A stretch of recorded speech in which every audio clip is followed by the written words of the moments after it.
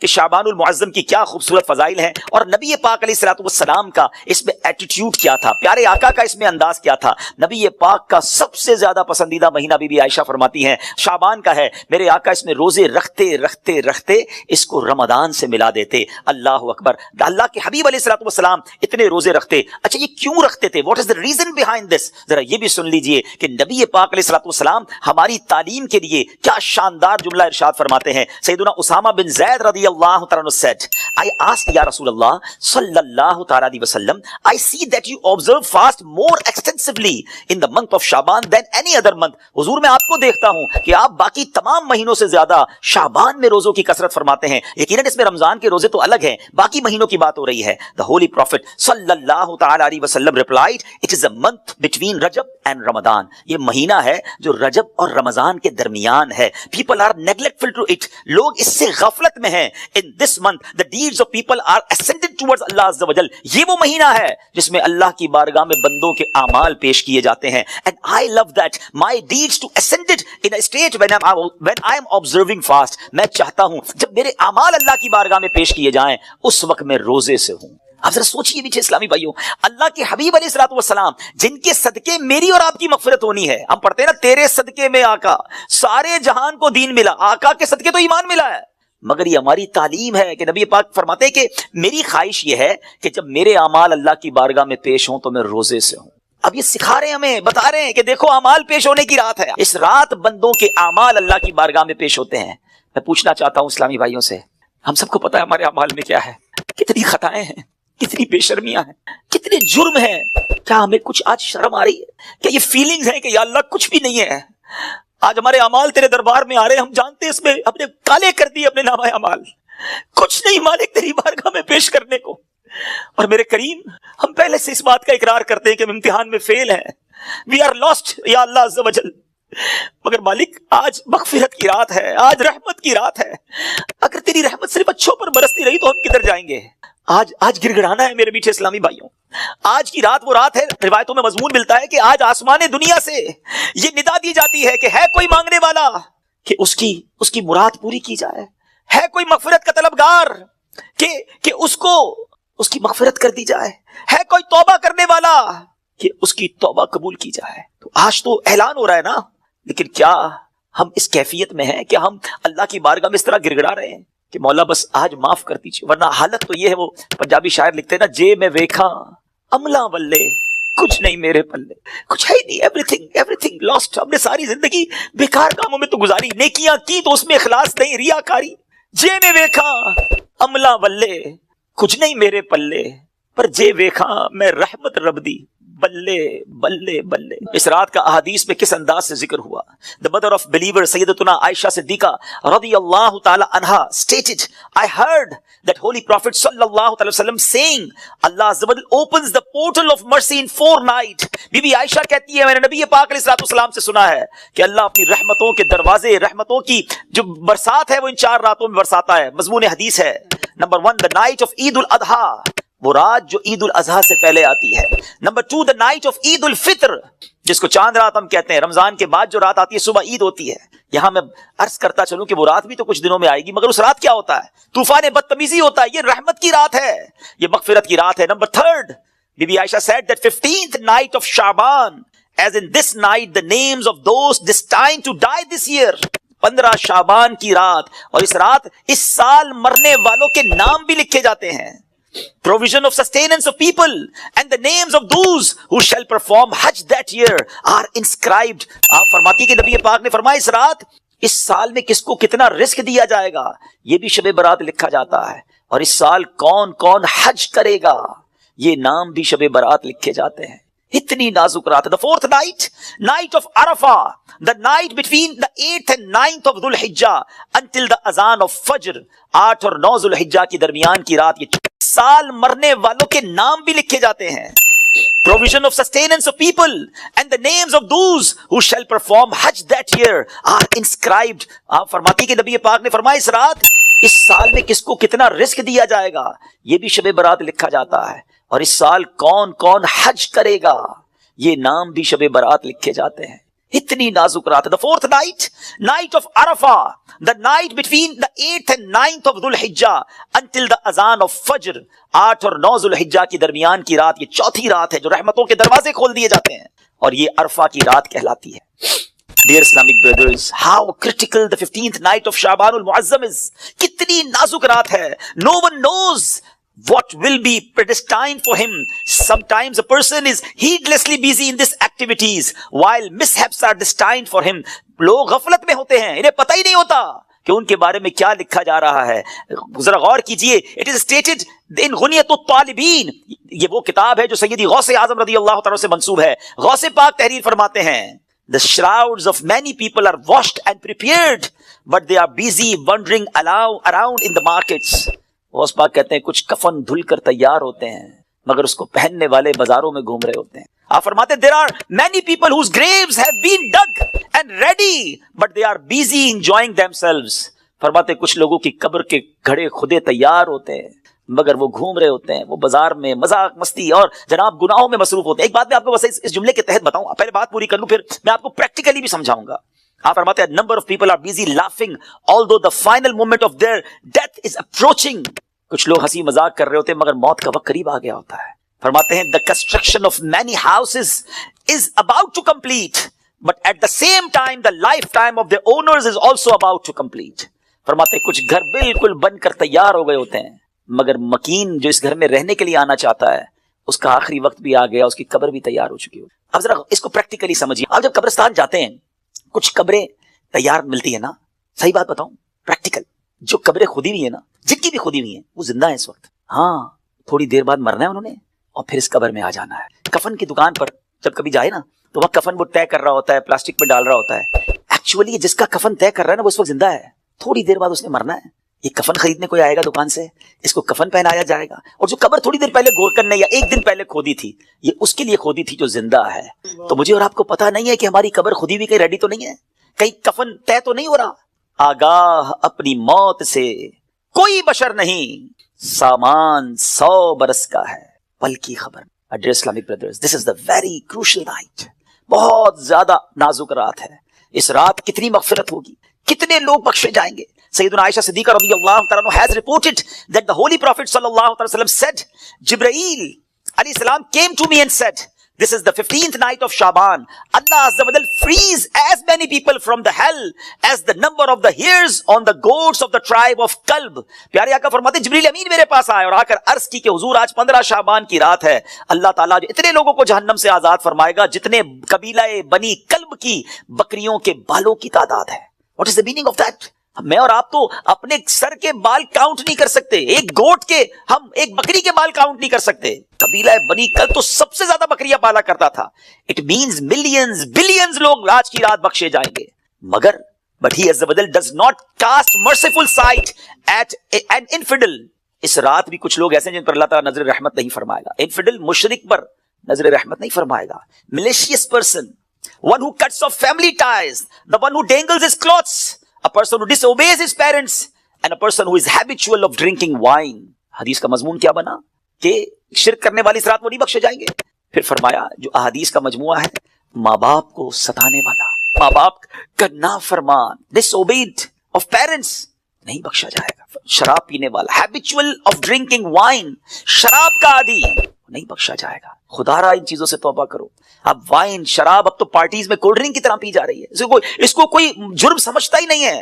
Try to understand یہ کتنا بڑا سن ہے, یہ کتنا بڑا گناہ ہے کہ جس رات کروڑوں اربوں لوگ بخشے جا رہے ہیں, شراب یہ نہیں بخشا جا رہا.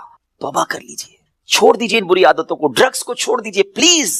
My dear viewers, my youngster brothers, western world میں بدقسمتی سے جب سنتے تو دل جلتا ہے کہ مسلمان کہلانے والے بڑی تعداد میں ڈرگز کا یوزیج کر رہے ہیں. کدھر جائیں گے ہم؟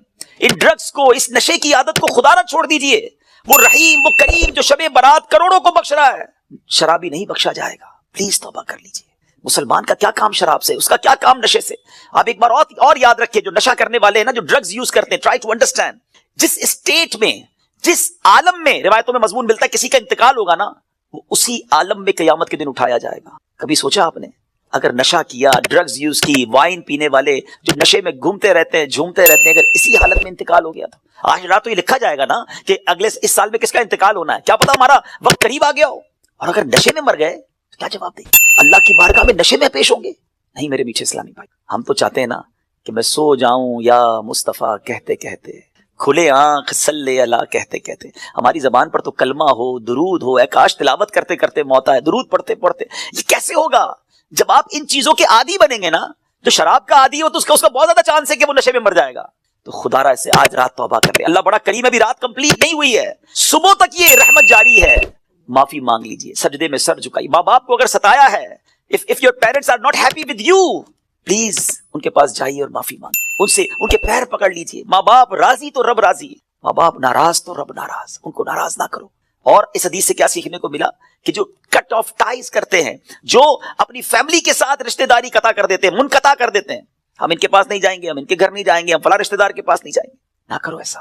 یہ رشتہ داریاں کاٹنا اللہ کو کتنا ناپسندیدہ ہے کہ شب برات بھی وہ لوگ نہیں بخشے جائیں گے۔ تو پلیز ان عادتوں سے اپنی جان چھڑا لیں۔ ایک اور حدیث پاک میں ہے، ایڈلٹری کرنے والا، بدکاری کرنے کا جو عادی ہوگا، ہیبیچول آف ایڈلٹری، وہ بھی نہیں بخشا جائے گا۔ تو پلیز ان حرام کاموں سے چھوڑ دیں، اپنے آپ کو بچائیے۔ اور یہ جو ایڈلٹری کی طرف، زنا، بدکاری کی طرف جو بندہ جاتا ہے نا، یاد رکھیے گا پہلے نظر بہکتی ہے، پھر دل بہکتا ہے، پھر شرمگاہ، پھر پرائیویٹ پارٹس حرام کاری کی طرف جاتے ہیں۔ تو ہمارے یہ شٹر جو ہے نا، اسی کو بند کر دینا کہ حرام نہیں دیکھوں گا۔ اپنے موبائل پر، اپنے انٹرنیٹ ڈیوائسز پر ہم کیا دیکھ رہے ہوتے ہیں؟ پہلے حرام بندہ دیکھتا ہے، اور پھر یہ جو ہم نے دوستیوں کے نام پر جو گرلز اینڈ بوائز کی دوستیاں چل رہی ہوتی ہیں کہ نہیں جناب ہم only friends, it's not allowed in Islam. یہ دوستیاں ہی پھر حرام کی طرف لے کر جاتی ہیں۔ جو اسلام نے ہمیں جن چیزوں سے منع کیا، مسلمان ہیں، ہمیں جنت میں جانا ہے نا، اللہ کو راضی کرنا ہے۔ اگر رب ہی ناراض ہو گیا تو بنے گا کیا؟ آج کی رات اگر ایڈلٹری کرنے والا نہیں بخشا گیا، پھر اس کو سوچیے تو اس کا بنے گا کیا؟ تو پلیز میک ریپینٹنس، گڑ گڑائیے اپنے رب کی بارگاہ میں۔ اور دیکھیں توبہ کیا ہے۔ توبہ کے ویسے تو کئی ڈیٹیل علماء نے بتائی، مگر ان شارٹ اگر میں آپ کو بتاؤں نا، الندم التوبہ، شرمندگی توبہ ہے۔ پہلے تو اپنے اندر گلٹ فیل کیجئے کہ یا اللہ میں بہت برا ہوں، بہت غلطیاں ہیں، مالک معاف کر دے، اور پھر آئندہ نہ کرنے کا پکا ارادہ، اے اللہ اب نہیں کروں گا، میں تجھ سے وعدہ کرتا ہے، پرومس ان یور کورٹ یا اللہ عز و جل، پلیز ایکسپٹ مائی ریپینٹنس، میری توبہ قبول کرنے، مالک اب نہیں کروں گا۔ تو یہ پکی توبہ انشاءاللہ، کیا پتا اللہ کریم کی آج رحمت برس جائے اور وہ ہمیں آج معاف کر دے۔ بڑا بیوٹیفل انسیڈنٹ، کیا خوبصورت واقعہ، ذرا ایمان کی چاشنی کے ساتھ سنیے۔ امیر المومنین سیدنا عمر بن عبد العزیز رحمۃ اللہ تعالی علیہ was once busy in worship in the 15th night of شعبان۔ حضرت عمر بن عبد العزیز امیر المومنین تھے جس وقت 15 شعبان کی رات عبادت میں مصروف ہیں۔ When he raised his head, he found a green slip of paper whose refulgence was extending up to the sky۔ جب وہ اپنے سر اٹھاتے نا تو اپنے ساتھ ایک گرین کلر کا پیپر دیکھتے ہیں جس کا نور آسمانوں تک جا رہا ہوتا ہے۔ It was bearing the words، اس پہ لکھا ہوا کیا ہے؟ هذه براءة من النار من الملك العزيز لعبده عمر بن عبد العزيز، meaning this is an order of absolution from the hellfire sent from Allah Azza wa Jal, the omnipotent, for his servant Umar bin Abdul Aziz رحمۃ اللہ تعالی۔ یہ اللہ کی طرف سے اپنے بندے عمر بن عبد العزیز کے لیے جہنم کی آگ سے آزادی کا پروانہ ہے۔ ہائے ہائے ہائے، جس سے رب راضی ہو ان کو ایسے انعامات عطا ہوتے ہیں۔ تو میرے میٹھے اسلامی بھائیوں اور مدری چینل کے ناظرین، ذرا سوچئے کہ ہم نے بھی تو اللہ سے مغفرت لینی ہے نا، ہم نے بھی تو اپنے رب کو راضی کرنا ہے۔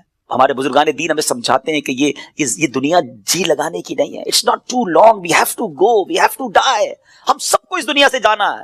ذرا امیر المومنین حضرت ابوبکر صدیق رضی اللہ عنہ کا فرمان سنیں، وہ کیا کہتے ہیں؟ the leader of the believers سیدنا صدیق اکبر رضی اللہ عنہ would say during the sermon، ان کا ایک انداز ہوتا تھا، وہ خطبے کے دوران کیا کہتے ہیں؟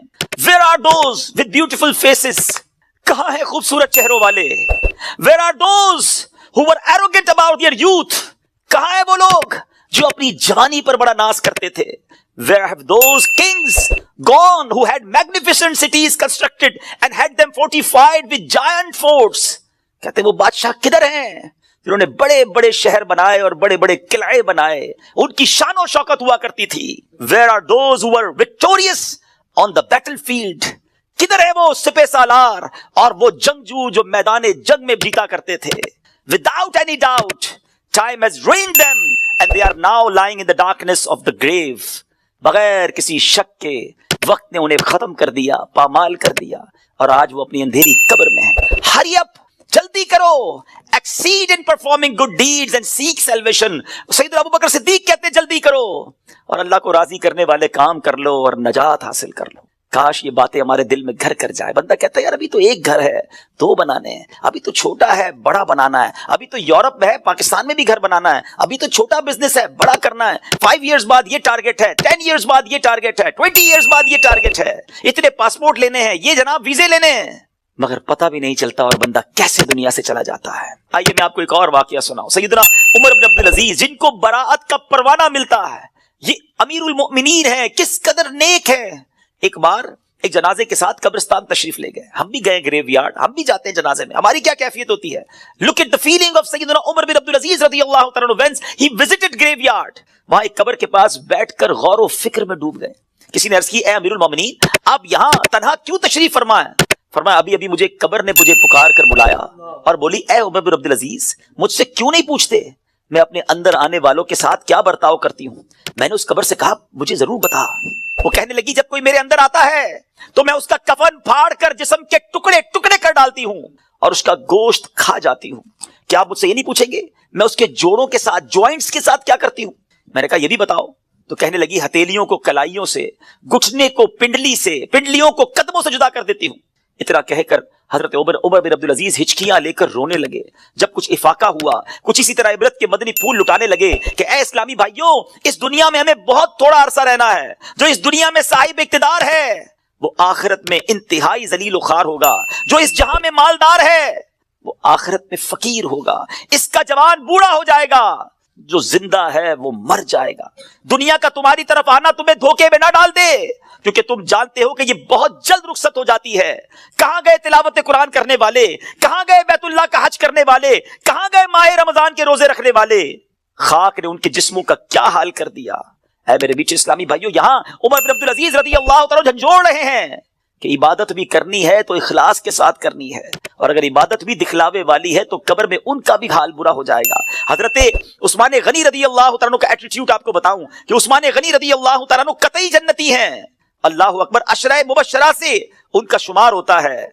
और लेकिन उनका अंदाज क्या होता था, उस्मान गनी रज़ियल्लाहु तआला जब कब्रिस्तान जाते, कब्र जाते तो इस कदर रोते थे कि आपकी दाढ़ी मुबारक तर हो जाती। अर्ज की गई जन्नत और दोज़ख का तस्करा करते वक्त आप इतना नहीं रोते, मगर कब्र पर बहुत रोते हैं। उसकी वजह क्या है? फरमाया मैंने नबी अकरम सल्लल्लाहु अलैहि वसल्लम को फरमाते हुए सुना है, कब्र आखिरत की सबसे पहली मंजिल है। अगर साहिब कब्र ने इससे नजात पाई तो बात का मामला उससे आसान है, और अगर इधर नजात ना मिली तो आगे का मामला और ज्यादा सख्त है। Actually this is the first examination. ये पहला इम्तिहान है जो मरने के बाद देना है। जो इस इम्तिहान में कामयाब है वो आगे बढ़ता चला जाएगा, उसकी सक्सेस का रास्ता खुल जाएगा। मगर जो इस इम्तिहान में ही फेल हो गया वो आगे भी बर्बाद रहेगा। ऐ मेरे बीच इस्लामी भाइयों, क्या हम इस एग्जामिनेशन की तैयारी कर रहे हैं? हमने सबने किसी ना किसी एग्जाम को दिया ना, स्कूल मदरसे कहीं ना कहीं एग्जाम दिया था। उस एग्जाम से पहले हम पर कितना बर्डन था, कितना प्रेशर था। मगर आइए जरा उस एग्जामिनेशन और कब्र के एग्जामिनेशन का थोड़ा कंपैरिजन करते हैं। दुनिया के एग्जाम की डेट पहले से पता होती है, फला मंथ की फला तारीख को इम्तिहान होगा। That's why we prepare for that, हम उसके लिए तैयारी करते हैं। ठीक है। सेकंड, उस पेपर को जब हम देते हैं अगर फेल हो जाएं तो उसको रिपीट देने का मौका मिलता है। सप्लीमेंट्री पेपर्स होते हैं, या ज्यादा से ज्यादा ये होता है कि भाई एक साल आपका फेल हो गया, आप दोबारा उस क्लास में पढ़ेंगे। दैट्स इट, और तो कुछ नहीं होता। तीसरा, उस एग्जामिनेशन का जो रिजल्ट है वो फ्यू मंथ्स के बाद या फ्यू डेज के बाद अनाउंस होता है। ठीक है, ये तीन चीजें ध्यान में रखिएगा। We know the date of examination, हमें पहले से पता है। एग्जामिनेशन का लॉस क्या है अगर उसमें फेल हो गए, एक साल पढ़ाई दोबारा करनी पड़ेगी या ज्यादा से ज्यादा क्या पनिशमेंट मिलेगी। और थर्ड, उसको दोबारा रिपीट का मौका मिलता है। और तीसरे नंबर पर यह है कि उसके रिजल्ट में कुछ टाइम लगता है। कब्र का इम्तिहान, ये कैसा इम्तिहान है कभी सोचा आपने? There is no supplementary paper, दूसरा चांस नहीं है। इधर एक साल पीछे रह जाएंगे, उधर कयामत तक कब्र में मार पड़ती रहेगी। कयामत तक अल्लाह नाराज हो गया तो जहन्नम की खिड़की खुली रहेगी, सांप और बिच्छू आ जाएंगे। कौन बियर कर सकता है अल्लाह की पनिशमेंट को? कौन उस सजा को बर्दाश्त कर सकता है? ऐसे ही नहीं रोते थे हजरत उस्मान गनी। बिल्कुल करेक्ट फरमाया उन्होंने कि यही पहली मंजिल है और we have to clear this exam. किसी सूरत मैंने और आपने इस इम्तिहान को पास करना है। इधर फेल हो गए तो मारे जाएंगे, और फिर इसके बाद इसका रिजल्ट देर से अनाउंस नहीं होता। इधर जवाब देना है, सही जवाब दिया तो जन्नत की रहमतें हैं, ता हद्दे निगाह कब्र वसी है। और इधर रॉन्ग आंसर दिया, इधर जनाब जहन्नम का अजाब शुरू हो जाएगा, जहन्नम की खिड़की खुल जाएगी। اور پھر جو سب سے زیادہ کروشل بات ہے, سب سے زیادہ ڈرنے والی بات ہے, we don't know the date of that examination. ہمیں پتہ ہی نہیں ہے وہ امتحان کب دینا ہے. وہ آج بھی ہو سکتا ہے. جی ہاں, ہم میں سے ہو سکتا ہے کہ کل رات کوئی اپنے گھر میں نہ سوئے, قبرستان میں ہو. ہمیں یہ پتہ ہی نہیں ہے کب امتحان ہوگا. تو جب ہمیں پتہ نہیں ہے تو it means we have to prepare daily. ہمیں روز یہ طے کر کے سونا ہے یا زندگی گزارنے کہ آج اگر امتحان دینا ہے تو میں تیار ہوں, میں اس امتحان کے لیے تیار ہوں. Now I have a question of all of you. میں اب آپ سب سے ایک سوال کرنا چاہتا ہوں. اپنے آپ سے ایک سوال کرتے ہیں ناظرین. میں اپنے آپ سے بھی کروں اور آپ سے بھی پوچھتا ہوں. اگر آج مر گیا, مر تو سکتا ہوں نا, یہ تو پاسبل ہے نا. آج مر گیا, کیا میں تیار ہوں قبر کے امتحان کے لیے؟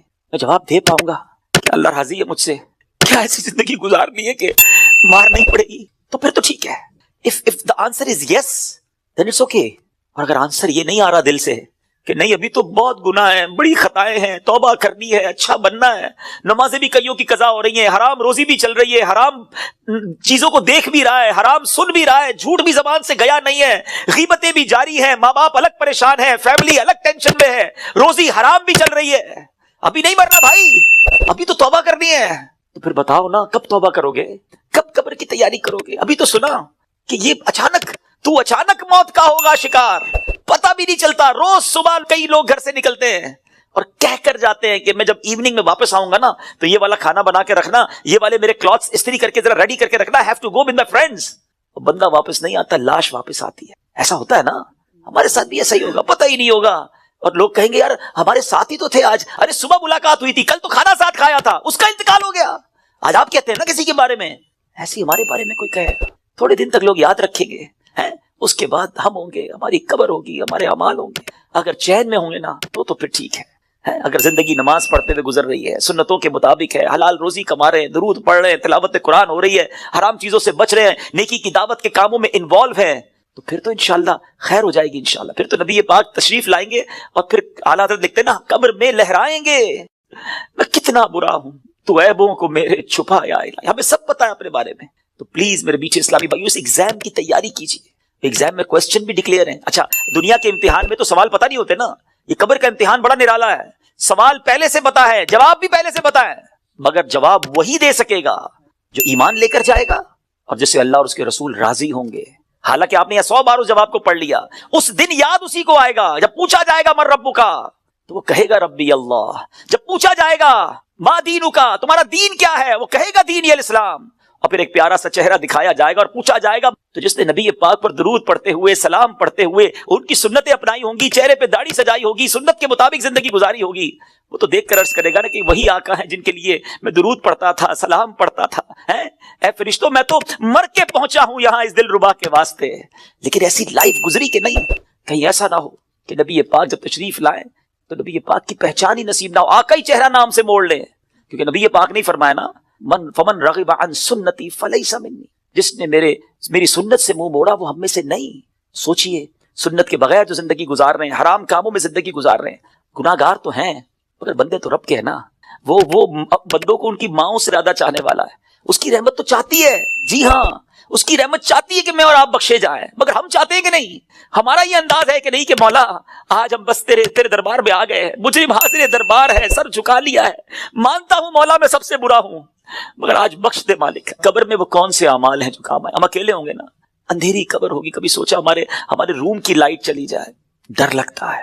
پنکھا نہ چلے, ایئر کنڈیشن گرمیوں میں نہ چلے تو نیند نہیں آتی. جنریٹر, یو پی ایس کتنے انتظام کرتے ہیں. کبھی سوچا کہ قبر میں ہوا آئے گی کہ نہیں, اکیلا ہوں گا, کیا ہوگا میرے ساتھ, اور اگر اللہ نہ کرے ادھر سانپ بچھو آ گئے, ادھر جہنم کی آگ ہوگی تو ہم کیا کریں گے؟ آئیے میں آپ کو بتاتا ہوں.